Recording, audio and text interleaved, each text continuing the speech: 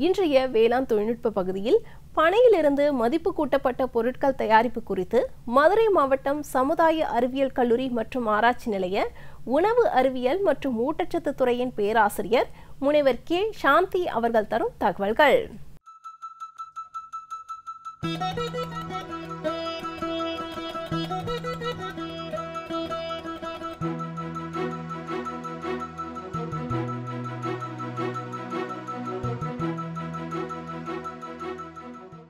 இன்றைக்கு நாம் பனையிலிருந்து கிடைக்க மதிப்பூட்டப்பட்ட பொருட்களை பற்றி காணலாம்.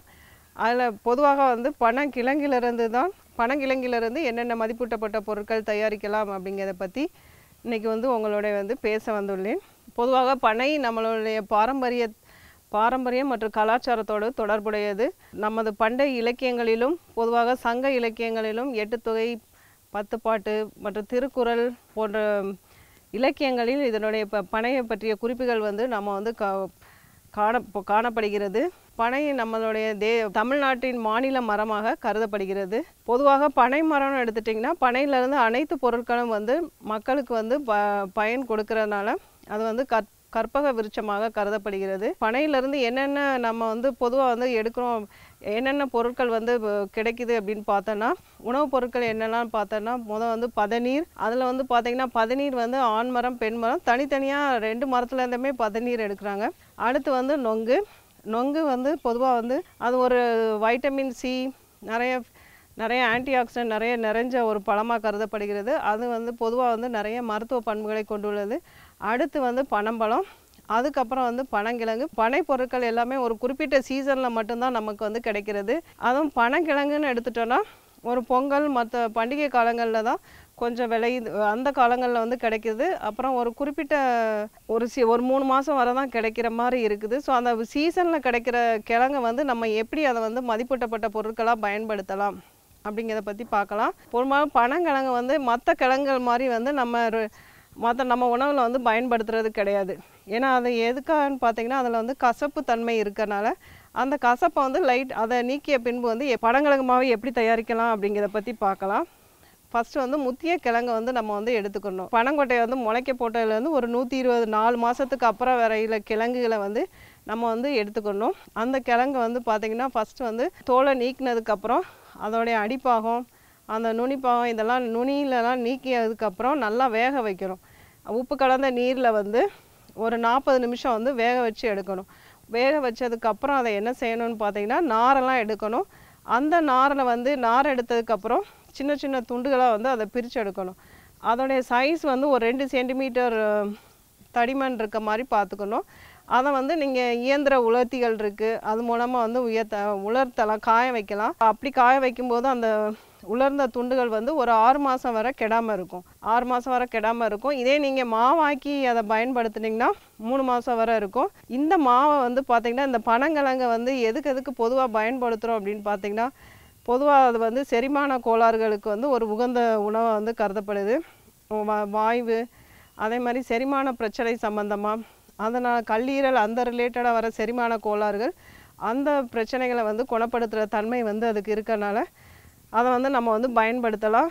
எப்படி இப்போ ஒரு 100 கிராம் நீங்கள் இந்த பனங்கிழங்கு மாவு மற்ற பொருள்களோட இப்போ சிறுதானிய மாவு இல்லாட்டா அரிசி மாவு இதெல்லாம் அதோட சேர்த்து நீங்கள் உணவுப் பொருள்கள் அப்பப்போ அதோட சேர்த்து பயன்படுத்தலாம்.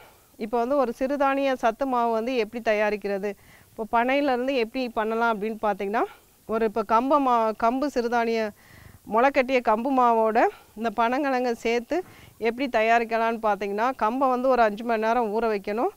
அதுக்கப்புறம் பார்த்தீங்கன்னா 5 மணி நேரத்துக்கு அப்புறம் அதை ஊறினதுக்கப்புறம் அதை வடிகட்டி அதை முளைக்கட்டி காய வைக்க வேண்டும். காய வச்சதுக்கப்புறம் அதை மாவாக்கணும். அந்த மாவோட இந்த பனங்கிழங்கு மாவை சேர்த்து நம்ம ஒரு சிறுதானிய சத்து மாவாக கூட வச்சுக்கலாம். அதில் 10% புரத சத்து வரும்.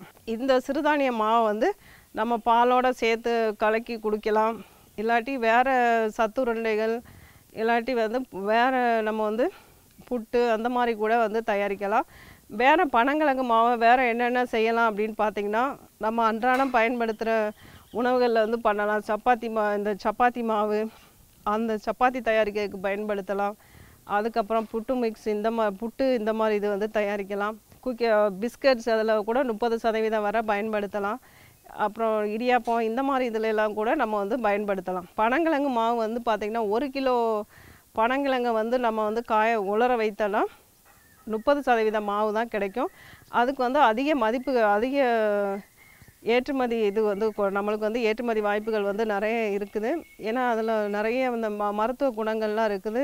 செரிமான பிரச்சனைகளுக்கெல்லாம் ஏற்றதாக இருக்கனால நிறைய ஏற்றுமதி வாய்ப்புகள்லாம் இருக்குது. பனங்கிழங்கு மாவு வந்து நம்ம ரொம்ப நாள் கெடாமல் இருக்கிறதுக்கு அதோட ஈரப்பதம் வந்து பார்த்திங்கன்னா 6க்கு கீழே தான் இருக்கணும், 6% கீழே இருக்கணும்.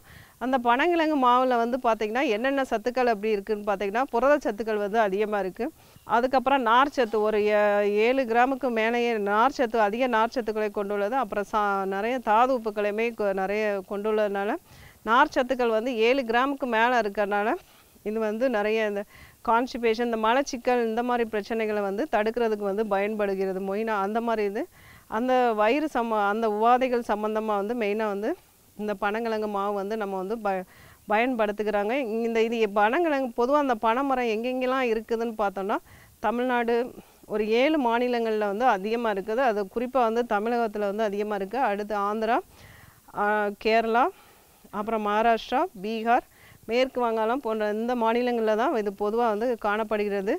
பொதுவாக அதை வந்து என்னெல்லாம் நம்ம தமிழ்நாட்டில் எடுத்துட்டிங்கன்னா அதை வச்சு நிறைய ப்ராடக்ட்ஸ் வந்து தயாரிக்கிறாங்க. பட் மற்ற மாநிலங்கள் இப்போ பீகார் அந்த மாதிரி இதிலெல்லாம் பார்த்திங்கன்னா அந்தளவுக்கு பொருட்கள் வந்து தயாரிக்கிறது இல்லை.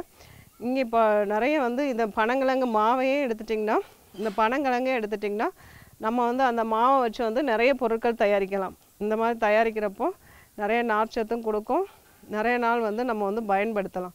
மேலும் விவரங்கள் பெற முனைவர் கே. சாந்தி அவர்களை 09434171635 என்ற கைபேசி எண்ணில் தொடர்பு கொள்ளவும்.